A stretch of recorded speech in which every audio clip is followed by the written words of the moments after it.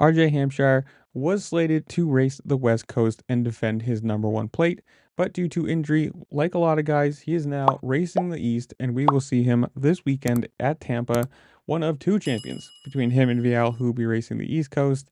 And, well, it's going to be an absolute packed field.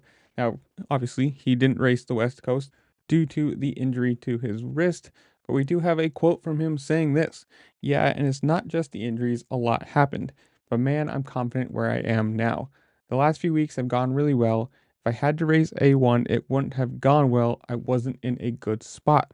I feel good on the bike, but I've accepted the fact that I'm going to have some pain in my wrist, but we all have something. My injury is public, theirs isn't. If you saw me ride the 2 weeks before A1, you'd know there was no chance. I was doubling stuff just to get back on the bike. My surgery wasn't just a small one. They had to take the screw out and put a plate in and restart the whole process we had started in June. Our plan was to race the West Coast, but that just wasn't a realistic situation." Now, obviously, coming in, there's a ton of guys here. There's 11 factory riders racing the East Coast. Between him, Vial, there's two champions from last year. You've got Kitchen, who could be a champion in his own right. Had the red plate a few times. Should be a massive contender. Faulkner, who is always super fast and a contender, and that Triumph has been proven to be now a race winning bike.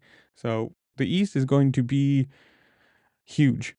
I mean, this isn't going to be one of those easy things that you swap coasts to race the easier side. This is going to be probably the harder side at this point now. With that many people, 1 through 10 is going to be a massive point shakeup. If you want to win this championship, you have to be on the podium every single week. Because with that many factory guys, that many fast guys, if you finish 1 week and second and 1 week at eighth, it's going to be, point hell, up and down, back and forth. Who knows how this is going to fall? I'm excited for this, man. The West, obviously, they had some fun storylines that didn't pan out with Kitchen and Deegan and everybody, but now we get this absolutely stacked field on the East.